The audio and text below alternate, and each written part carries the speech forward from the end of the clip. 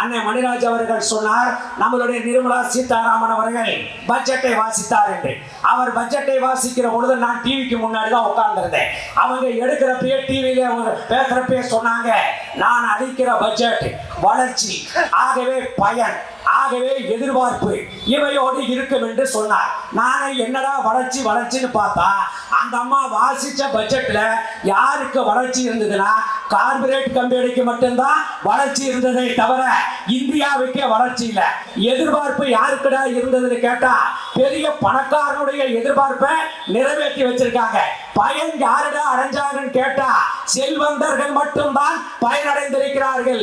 ஆனால் தமிழ்நாட்டில் மட்டுமல்ல, இந்தியாவில் மட்டுமல்ல, ஏழைகளுக்கு பயன்படாத ஒரு பட்ஜெட்டை தந்திருக்கிற நிர்மலா சீதாராமனுடைய கூட்டணி, மோடி கூட்டணிக்கும் எடப்பாடி கூட்டணிக்கும் இந்த தேர்தலில் எங்கள் தமிழ்நாடு தரப்போகிற மதிப்பெண் என்னவென்றால் முட்டையை மட்டும்தான் நிர்மலாவிற்கு தருவோமே தவிர வேற ஒன்றையும் தமிழ்நாடு தராது என்பதில் எல்லாரும் மாற்று கருத்து கிடையாது. 100 நாள் வேலை திட்டம், 100 நாள் வேலை திட்டம் எப்படி வந்தது? ஐக்கிய முற்போக்கு அரசு மன்மோகன் சிங் அவர்கள் பிரதமராக இருந்த பொழுது கூட்டணி கட்சிகளுடைய கூட்டங்கள் நடைபெறுகிறது. இந்த பக்கம் காங்கிரஸ், இந்த பக்கம் கம்யூனிஸ்ட், இந்த பக்கம் நம்மளுடைய திமுக தலைவர் கலைஞர் அவர்கள் கலந்து கொள்கிறார். அப்பொழுது தலைவர் அவர்கள் சொன்னார், மாட்சிமை தங்கிய சோனியா காந்தி அம்மையாரிடமோ நம்மளுடைய மன்மோகன் சிங் அவர்களிடம் சொன்னார், இந்தியாவில் இருக்கிற ஏழை பெண்களுக்கெல்லாம் வேலை வாய்ப்பு கொடுக்க வேண்டும் என்று சொன்னார். உடனே மன்மோகன் சிங் அது எப்படி நடக்கும் கேட்டார். தலைவர் விளக்கமாக சொன்னார், கம்யூனிஸ்டுகளும் விளக்கமாக சொன்னது. தலைவர் சொன்னார், கிராமத்தில் இருக்கிற குளத்தை தூர் வாழ்வதற்கு என்ன செய்வீர்கள் என்று கேட்டார். உடனடியாக நாங்கள் கான்ட்ராக்ட் விடுவோம் என்றார். ஊரிலே இருக்கிற கிராமத்தில் இருக்கிற சாலையிலே முள் விளையுமானால் என்ன செய்வீர்கள் வெட்டுவதற்கு என்று கேட்டார். நாங்கள் கான்ட்ராக்ட் விடுவோம் என்று சொன்ன போது தலைவர் சொன்னார், அந்த கிராமத்திலே இருக்கிற குளமாக இருந்தால் தூர் வாழ்வதோ, ஆறாக இருந்தால் தூர் வாழ்வதோ, ரோட்டிலே இருக்கிற முள்ளாக இருந்தால் வெட்டுவதோ இனிமேல் கான்ட்ராக்ட் விட வேண்டாம். ஏழை மக்களுக்கு பயன்படுகிற விதத்திலே அந்த மக்களே பணியாற்றட்டும் என்று சொன்ன தலைவர் நம்முடைய அன்பு தலைவர் கலைஞர் அவர்கள். உடனே என்ன பேர் வைப்பது என்று ஒரு கேள்வி வந்தது. அன்னை சோனியா சொன்னார், நேரு பேர் என்றார். வேண்டாம் என்றார் தலைவர் கலைஞர். கம்யூனிஸ்டுகள் சொன்னது நேதாஜி என்றார்கள், வேண்டாம் என்று சொன்னார்கள். மன்மோகன் சிங் சொன்னார், நீங்களே சொல்லுங்கள் என்று சொன்னபோது தலைவர் கலைஞர் சொன்னார், நான் யார் பேரை சொல்லுகிறேன் தெரியுமா என்றார். யார் பெயர் என்றார். இந்தியா என்ற நாடு உயர்ந்து நிற்க வேண்டும், நிமிர்ந்து நிற்க வேண்டும் என்று ஆசைப்பட்டவன் யார்? ஒரு மனிதன் நிமிர்ந்து நிற்க வேண்டுமானால் முதுகெலும்பு எப்படி முக்கியமோ அதே போல இந்தியா எழுந்து நிற்க வேண்டுமானால் முக்கியம் கிராமத்து பெண்களும் ஆண்களும் தான் என்று சொன்ன தேசத்தந்தை காந்தியினுடைய பெயரை வைக்கலாம் என்று சொன்ன தலைவர் அன்பு தலைவர் கலைஞர். உடனடியாக மகாத்மா காந்தி ஊரக வேலை வாய்ப்பு திட்டம் என்று அந்த திட்டத்துக்கு பெயர் வைத்தார்கள். ஆனால் வந்தார் மோடி. வந்த பிறகு இப்பொழுது என்ன சொல்லி இருக்கிறார்? திட்டத்திற்கு பெயர் தெரியுமா? விபிஜி ராம்ஜிங்கிறார். என்னடா விபிஜி ராம்ஜினா? இல்ல விபிஜி ராம்ஜினா. நான் சொன்னேன், டே எனக்கு பிபியை மட்டும் தாண்டா தெரியும், பிளட் பிரஷர் மட்டும் தாண்டா எனக்கு தெரியும், ஆனா எனக்கு பிபிங்கிறேன். இந்த திட்டம் தான் என்று சொல்லி இருக்கிறார்கள். தோழர்களே, காந்தியின் பெயரை எடுத்திருக்கிறார்கள். உங்களுக்கு தெரியும், நாட்டின் பிரதமர் நரேந்திர மோடி சொல்லுகிறார், காந்தியை யாருக்கு தெரியும் என்று கேட்கிறார். காந்தி எனக்கு தெரியாதா? நான் கேட்கிறேன், இத்தனை கூட்டத்தில் இருக்கிற நீங்கள் 1ஆவதில் இருந்து 5ஆம் வகுப்பு படிக்கிற பொழுது வருமே பாடம். காந்தி இவர் இந்தியாவிலே குஜராத் மாநிலத்திலே போர்பந்தல் என்ற இடத்திலே பிறந்தவர். இவர் இந்தியாவினுடைய விடுதலைக்காக பாடுபட்டவர், உப்பு சத்தியாகிரகத்தை நடத்தியவர், தண்டி யாத்திரை நடத்தியவர் என்று நாம் படித்த காந்தியை யாருக்கும் தெரியாது.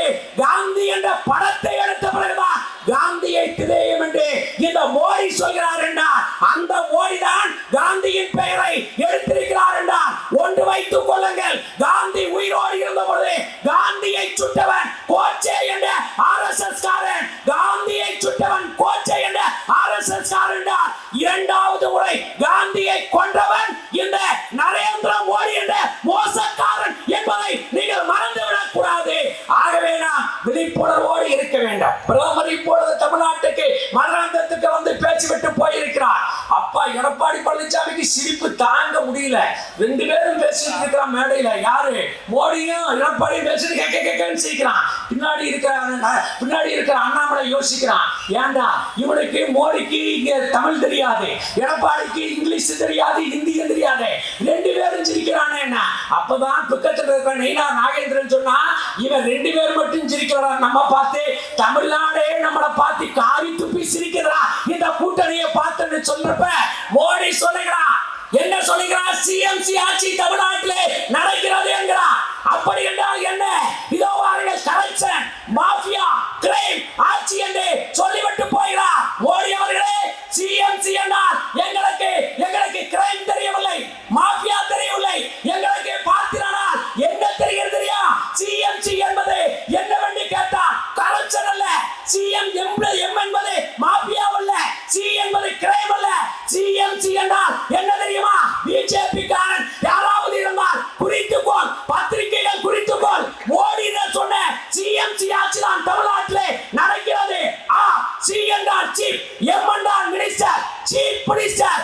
அரசியலே இருக்கிற சி என்றால் தமிழ்நாட்டு மக்களுடைய நலனிலே கேர் அடிக்கிற முதலமைச்சர் எங்கள் சிஎம்சி முதலமைச்சர் என்பதை மறந்து விடாதீர்கள் என்பதை சொல்லி நாம் நம்பிக்கையோடு பயணப்படுவோம். யாரோடு வேண்டுமானால் கூட்டச் சேரட்டும்.